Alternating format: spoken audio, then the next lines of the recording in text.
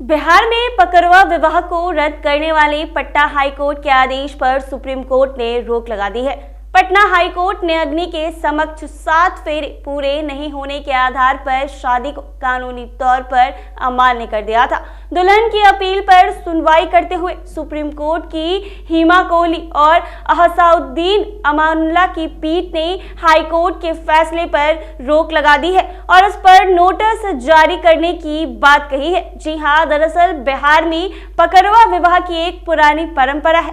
कभी लड़की को किडनैप कर जबरन शादी कराई जाने वाली ऐसी शादियां धड़ल्ले से होती थी, जो समय के साथ कम तो हो गई, लेकिन अभी भी कई ऐसे मामले सामने आ रहे थे। जी हां, पिछले दिनों ऐसे ही एक मामले पर सुनवाई करते हुए पटना हाईकोर्ट ने पकड़वा विवाह को अमान्य करार दे दिया था, जिसके बाद हाईकोर्ट के फैसले के बाद दुल्हन ने सुप्रीम कोर्ट में अपील दाखिल की थी, जिस पर सुप्रीम कोर्ट की पीठ ने मामले में संबंधित पक्षकारों को नोटिस जारी कर जवाब मांगा था। जी हां, आपको बता दें कि जानकारी के मुताबिक नवादा के रिवरा गांव निवासी के चंद्रमौलेश्वर सिंह के बेटे रविकांत और लखीसराय के चौकी गांव की विपिन सिंह की बेटी वंदना कुमारी की 10 साल पहले 30 जून 2013 को पकड़वा विवाह कराया गया था। उसे मंदिर से अगवा किया गया और शादी करा दी गई थी, जो उसके परिवार की मंजूरी से नहीं हुई थी। युवक ने जबरन शादी कराने और शादी के सभी संस्कार पूरे नहीं किए जाने के आधार पर इस तरह से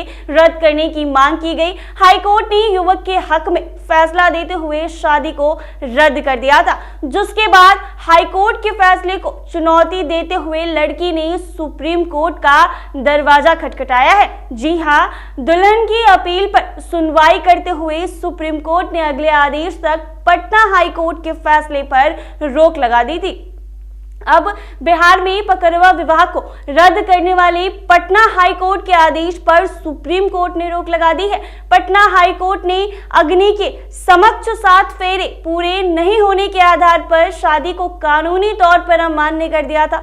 दुल्हन की अपील पर सुनवाई करते हुए सुप्रीम कोर्ट की हिमा कोहली और अहसाउद्दीन अमानुल्लाह की पीठ ने हाईकोर्ट के फैसले पर रोक लगा दी है और इस पर नोटिस जारी करने की बात कही गई है। दरअसल बिहार में पकड़वा विवाह की एक पुरानी परंपरा है। अक्सर ऐसे मामले सामने आते हैं जिसमें लड़के और लड़की को पकड़कर शादी करा दी जाती है या फिर किडनैपिंग करके शादी करा दी जाती है, जिसको लेकर हालांकि अब जनरेशन के हिसाब से ये मामले काफी कम देखने को मिलते हैं, लेकिन इसके बाद भी पिछले दिनों एक मामला सामने आया था जिसमें पकड़वा विवाह शादी हुई थी, लेकिन शादी को 10 साल पूरे हो गए थे, जिसके बाद परिवार वाले अब भी खुश नहीं थे और इस शादी को अमान्य मान रहे थे, जिसके बाद दुल्हन ने पटना हाईकोर्ट से अपील की। सुनवाई रोक लगने पर पकड़वा विवाह को अमान्य बताने पर दुल्हन ने सुप्रीम कोर्ट का दरवाजा खटखटाया, जिसके बाद अब सुप्रीम कोर्ट का फैसला सामने आया है और सुप्रीम कोर्ट ने पटना हाई कोर्ट को